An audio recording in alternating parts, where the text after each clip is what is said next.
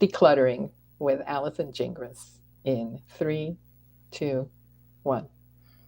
Welcome to this episode of Catholic Momcast with me, Maria Johnson, and the bubbly, the excitable, the coffee driven Allison Gingras running I around like a squirrel. I was just gonna say I love me my squirrels and got right behind me.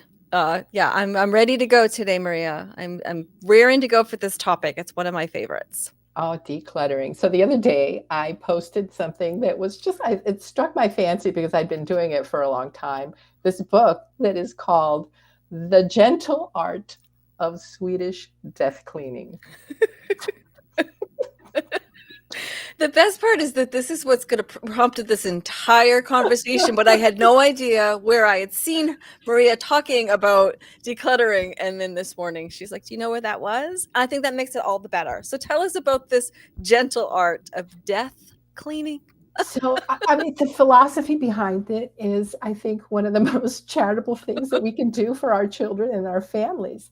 The idea is that you just very slowly, without anxiety, without deadlines, begin to declutter your home, and that you do this in a fashion that once you get to a comfortable place, then you can really just focus on the detachment of throwing away these things. Right? We've talked about detachment before, Mm. and the idea is that you do this as a loving gift to your children. And I know it's kind of a serious topic, but I think it's delightful and fun, and can be, a lot of fun things too. But when my dad died about 10 years ago, they had been living in that house for over 40 years, and the idea of how daunting it is to start to declutter their home. And unfortunately, my mother has been just declining rather heavily with dementia, and so she can't do that. And every time I would visit, I would stay in my dad's office, and I would just pitch, pitch, pitch, pitch, and it would never seem like I wasn't making any progress. And it falls on my sister, really, who's there. And so every once in a while, we'll get a text message into our sibling chat that says, "Anybody want this?" And it's just there's nothing that I want, you know. But I also, it's made me think about my house, and Mm. we've moved a few times in the last couple of decades. I think we've moved once every decade for the last three decades. And so we've done a certain amount of decluttering on the way into the new home, but we just accumulate more stuff.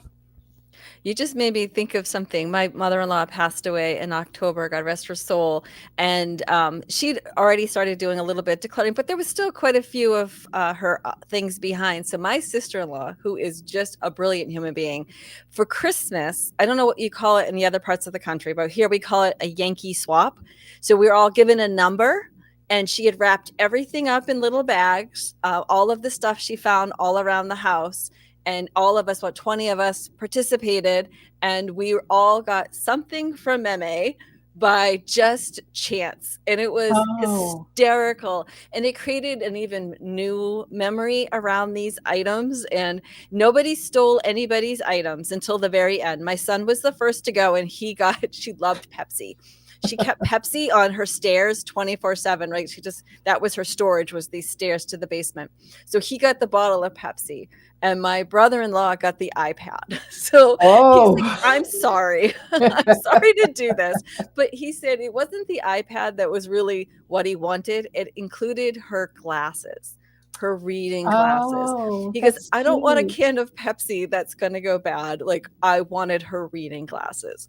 So it was really sweet how she paired up some of the things, but it was also neat how people ended up getting things that just happened to be very special to them. It was like she was guiding us through this last Christmas with her, in a sense. And I just thought of it, this memory, as you were talking, like what a beautiful way to declutter, and to get rid of these things that your loved ones collect I know. and didn't weren't able to part with themselves. Anyway, I think this is a great topic for us. I love it. Are you a collector? Do you collect anything? Oh, yes. Oh Collect boy. books. So Oh actually the well. 3 articles I picked for us to talk about from Catholic Mom may or may not be very near and dear to my heart. We're gonna talk about declaring books and holy objects, just 2 of the things, Mhm. but I love books. I've always loved books. I have a really hard time giving away books, and especially if I haven't read them. Now, as a podcaster for the last 10 years, I get a lot of free books that people want me to talk about them on the podcast, review them, endorse them, things like that. And so I have an enormous amount of books. And I have a really hard time if I haven't read them because I want to read them. They're good books. And I think, oh, I'll get to that someday. I'll get to that someday. And eventually, I'll talk a little bit in a minute about how I actually get rid of them. The other thing that I do is I write in all of them. When I'm reading, I journal in the book. That makes it even harder to get rid of. How about you? Do you have any books in your house, Maria? Do I have any books in my house? Can I have I have a shed outside that is filled with unboxed books from the last move. Gosh. Yes. Wow. When I started, so when we first moved, when we moved about 12 years ago to Mobile from Atlanta, we had lived in that house for 25 years. And I had taught 20 of those years. I had taught college. And probably about 15 of those years, I had been podcasting and doing Catholic media stuff. So I had all kinds of literary things happening, and then like you, I get probably 2 or 3 books in the mail every week. My mailman probably wonders what the heck I do. Um, this woman really has an addiction to books. Yeah, Yeah, I do. my name is Maria. So yeah, so I had when we first moved to Mobile, I gave away 2,500 books. 25, excuse me, 100? 2,500 books. So first, did you count them? Uh, well, I did the math. I knew how Okay. many were in the shelves and stuff like that. So I had 2,500 books. Um, Wow. Many of them I gave to the middle school. Mm. A lot of them, a ridiculous amount of them, were textbooks, literature textbooks. Like the Norton Readers, which are magnificent Wow. collections. Yeah, magnificent Wow. collections of things. Oh, I should have said that I was also getting a lot of books from from vendors Oh, right, as a at teacher, the of college. course. Yeah. Yeah. So I gave a beautiful library to the department, and one of the things that we did, I don't know if other colleges do it, but I would put a stack of books outside of my office Mm, for kids to collect. So a lot of them were like teacher editions of their textbooks, so those flew fast. I bet. And I gave some to the library, so I got rid of a lot of those books. Wow. So that's why the numbers were so high in what I gave away. Is That makes because sense. I basically emptied the bookshelf in my office that I couldn't bring with me. Um, Wow. but then I had personal books and stuff like that. So yeah, it was crazy. 2,500 books. And And go ahead, go ahead. oh, I was gonna say, I blame God because here's why I ended up with so many books. No, I blame God. So I went to confession and I was telling the priest that I was purchasing so many things from because Amazon had just started and I was a early adopter. And in fact, I bought so much from Amazon in the early years. I used to get Christmas presents from Amazon. When they first started, they used to send Christmas presents to their, and back then it was mostly books. All this other stuff is kind of just added in the last, um, you know, decade or so. But I was addicted, and I talked about my family was like financially struggling, and here I am buying all this book. So the priest said I needed to stop, but I could pray. Maybe there's a way that I could read these things and pray for a way. And so I prayed and ended up doing a podcast shortly after about books and didn't even realize when I made this decision that I would also now include getting lots and lots of free books. Yeah. So I was collecting them without paying for them, which made it even harder to give away, because I know as an author, for somebody to pick me to receive their book, it's an honor, and I wanted to do them justice by not just. But I have decided, like, reading Tiffany Walsh's article called Reducing Clutter, and it's about donating books and how that freedom gave her. She talked about the criteria for keeping them. And so one of the things I looked at was like, would I actually read this? Is it's like so far past its publication date that I'm not going to really help the author, but I could bless it forward. And so I've been giving them to our church, has a little library. We have a Knights of Columbus yard sale. I put that in there because I know there's lots of Harlequin romance that they're giving away. So I throw a little bit of Jesus in there. So I blame Jesus for my book addiction. For your book addiction. I mean, I've done that too. Actually, most recently, I did I start off by telling you that I've got a bunch of books in storage that I haven't unboxed. Yes. So I went through those boxes, and I probably got rid of about 4 boxes because I made a donation to the Marine Corps base that's very close to us.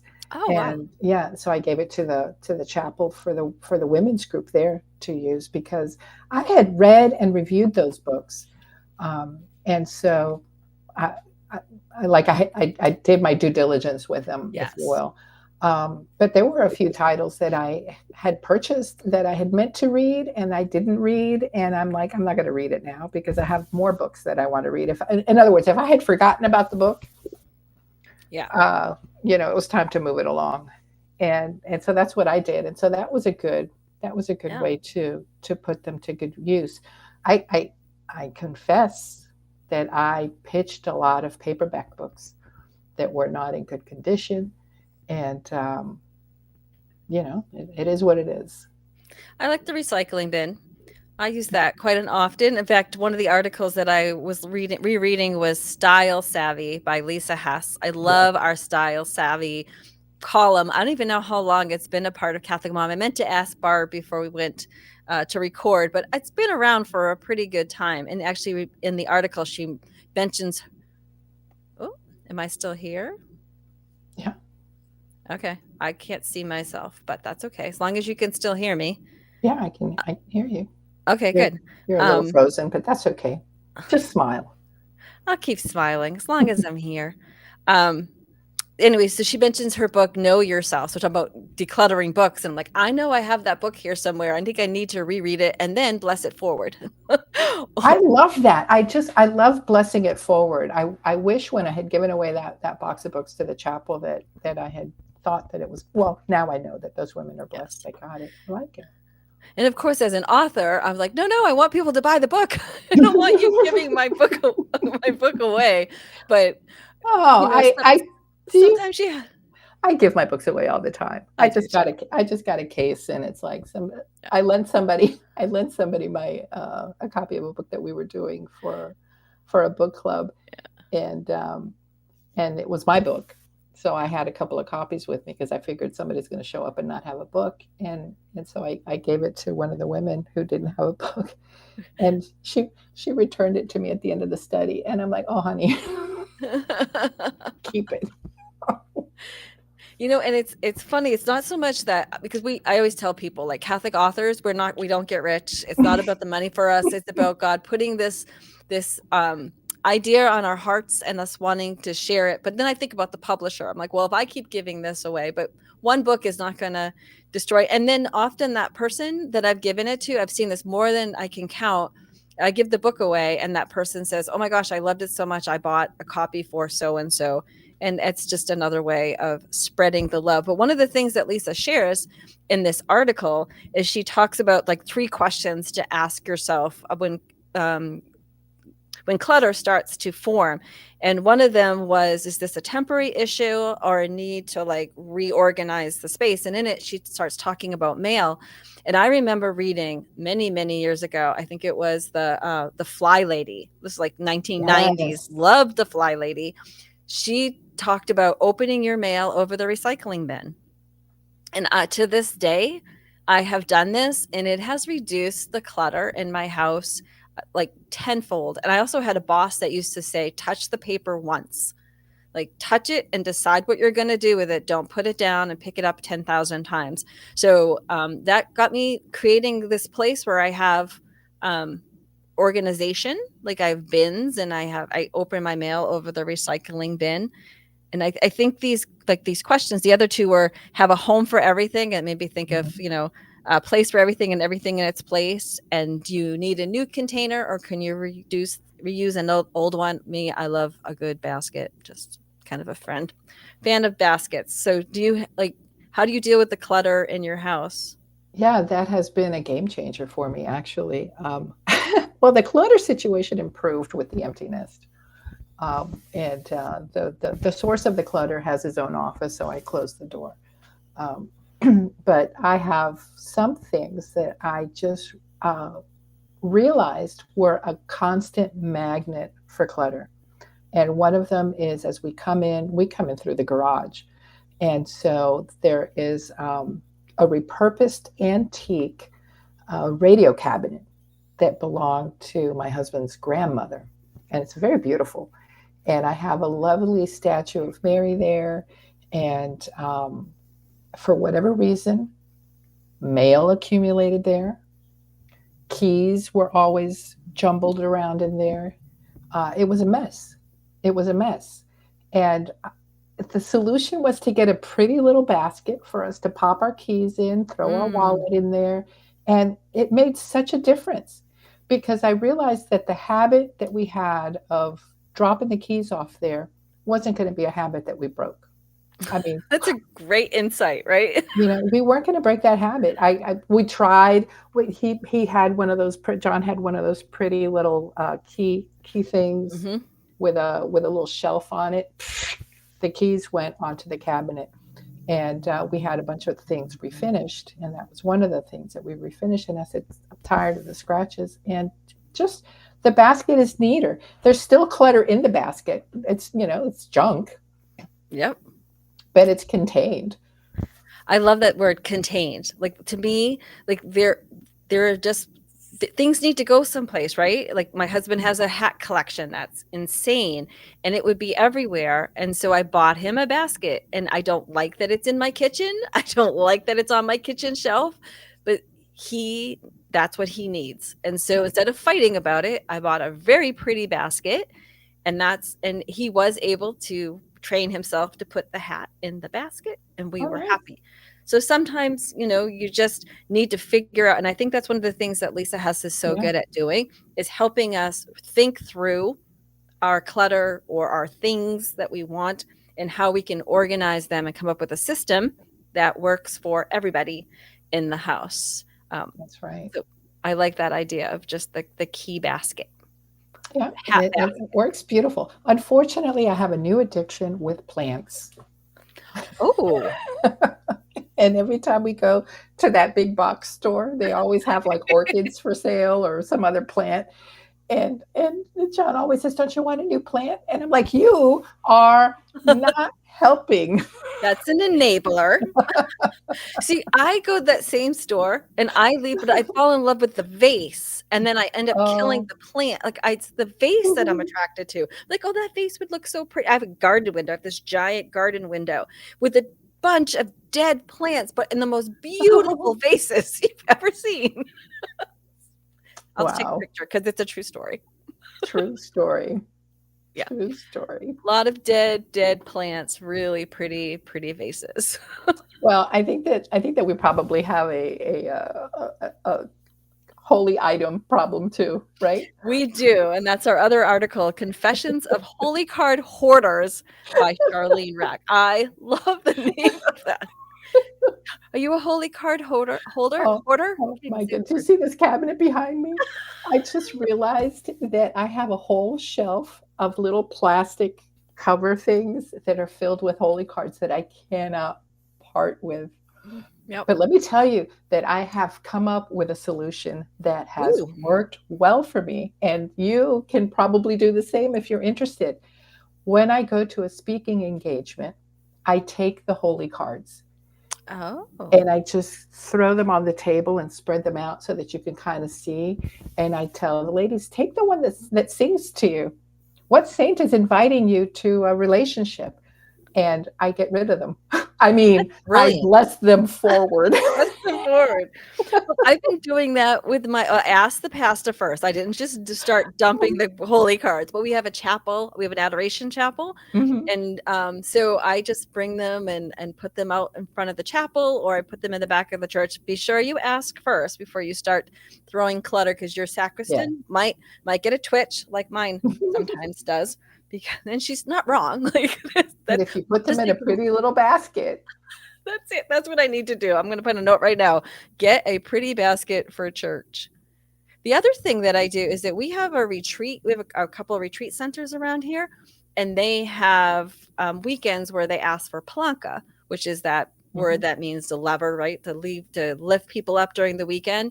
So that's how I started getting rid of a lot, especially the stuff that comes in the mail. Like if I purchase it, it's a little different than, I don't know about you, but I get all kinds of mail with these pretty prayer cards and these little prayer books, and I feel guilty throwing them away. Though it is okay, by the way, to recycle unblessed cards that's that you're right. never going to use. But that's another way I got rid of them, is that I started creating these little palanca bags and blessing them forward that way. That's brilliant. Yeah. I still have a problem though. One of the And what do things, you do with the rosaries and stuff? Do you oh, I broken collect rosaries? rosaries. Yeah, I mean, Mm. same. I If have they're, vases of rosaries that oh, are just, yeah, it looks well, pretty. some of the broken ones, I have buried them in my backyard because they're blessed. So it's hard to get rid of those. Sometimes you can put them back. I found people who fix them. Um, but I have see, and I loved this article. I didn't realize this when I started reading this article, that Charlene has a similar addiction that I have. I love to antique, but I go to rescue holy items. I usually rescue rosaries. That's my primary reason for doing it. But she also calls it rescuing holy items, and she has been giving blesses them forward as a gift. But she's very honest about where it came from. Unfortunately, I don't have a lot of religious people in my family to bless them to. But I do like rescuing my rosaries, and I collect them. I have like little neat places of hanging them in my house, and like I tease that I want to have die with one for every day. Wow. That's a lot Let of me rosaries. reintroduce you to how we opened the show with some Swedish death cleaning, please. Not so gentle if there's one for every day. But something really cool happened is that, my kids don't go to church, and that's really hard for me. They're in their late 20s. And my older son, he thought it was really fascinating that I liked to rescue rosaries. So he was out with his girlfriend antiquing, and he texted me with photos of rosaries he found. And he's like, "Mom, do you want to rescue these?" And Wow. I did. So there was three of them, and one was beautiful. It was like green jade, and it was really kind of a large, meaty rosary. It was gorgeous. And he came home, and he's like, "Mom, those are really pretty. I especially like think the green one's pretty." And I just on a whim said, "Would you like it?" He's like, "Oh, I was so hoping you'd ask me that." Oh, sweet. So the Blessed Mother's like, Mama "I got Mary moving. Yes, she's like, "I got you." This He might not pray it all the time, but just seeing it as a reminder, That's right. and I love that little. So sometimes clutter is helpful. Now I need to not rationalize all my clutter. No, clutter is not helpful. It's not good for your mental health. Oh my goodness. My husband rescued St. Francis from an Aldi discount bin. He What? came home. He came home. He goes, listen, to have a use for this, I had to rescue it out of an Aldi bin. And I'm like, one, thanks for doing that. Two, what was St. Oh, Francis doing in a grocery store? And he says, I don't know, that but I had to take him. that is too much. That's very funny. I've also heard, and I Elisa Hendy actually is one of the people who's talked about the Infant of Prague statues that people find, and most of, and I've several friends, and me included, my Infant of Prague statue came from antiquing. It came from, I know people found them in church and estate sales, and so I really do love my Infant of Prague. He is so beat up and I bet. so not attractive, but I rescued him, and I think he's like a good friend. I think that that's an old devotion that you probably see a lot in like estate sales and stuff. That's amazing. And it's I a would recommend that we go into the priest's rectory every once in a while and look and see what's in the basement or in the attic. oh, We that's have yeah. pulled out. We did that one year in Conyers, and we pulled out like these statues of saints that are like, why are they relegated to the basement like this?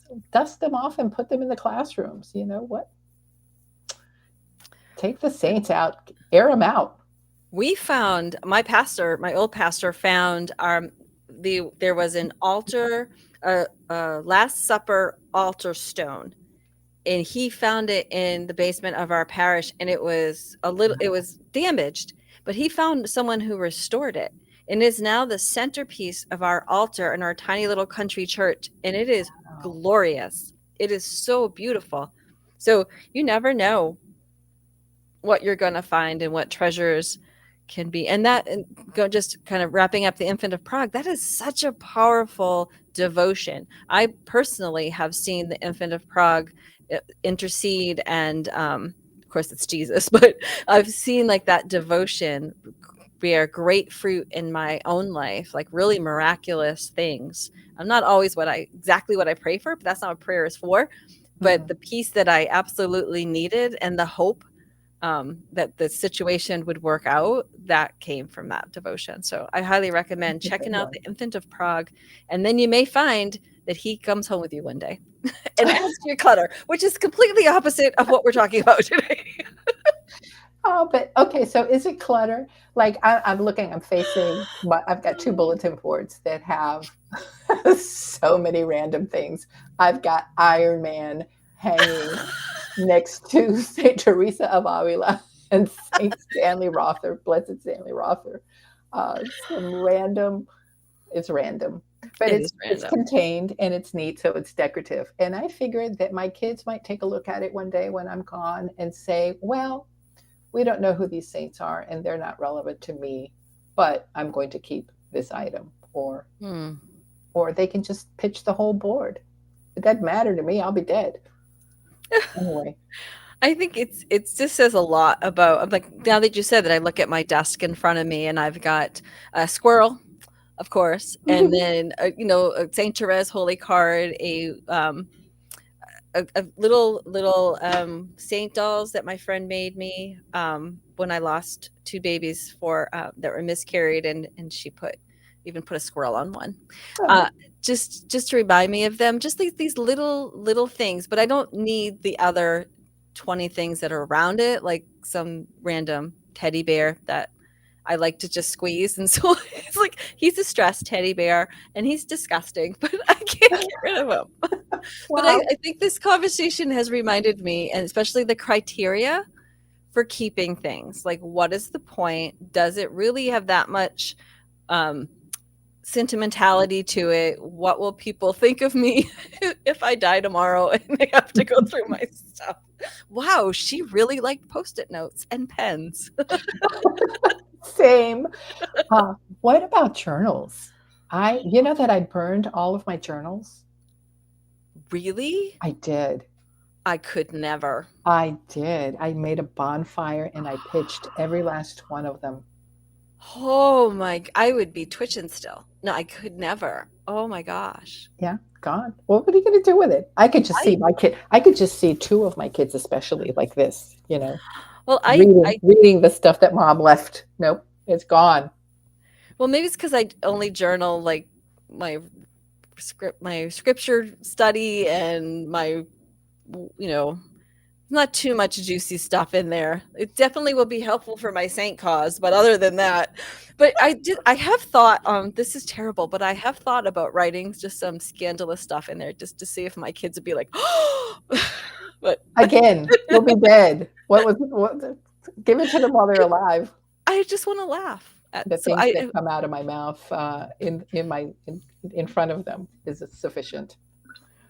That's very fun. I have had a very sweet friend, a young man that was a part of a youth group that we were running together, say, "Can I have your journals when you die so I can open your Saint cause?" And I thought, Wow. wow, I don't know how far you'll get, but you go, 'cause, you go for it, because who doesn't want to be a named saint like that? We're all created to be saints, and we have to believe that that's what God wants for us. So I've given him full permission. Take them away. Good luck reading them. Oh my. Hieroglyphics. That's how I write. You know that I think that St. John Paul II asked for his private journals to be destroyed, and they were not. Mm-hmm. So I've heard that. I think it was already turned into a book, if I remember correctly. that's not But nice. no, no, I'm giving everybody permission. Do not burn them. Spread them far and wide. If somebody's interested in them, most of them are already in books. Anyway, this has been a fabulous discussion. I'm glad that you made that post about the Swedish death cleaning, so that, The gentle art oh of yes, Swedish death cleaning. Mine's not so gentle. I attack it with a baseball bat and fire and apparently. fire. Thank you, Allison. Thanks for joining us today. My pleasure. And thank you, listeners. Tune in next week. We'll be back with another episode of Momcast. God bless.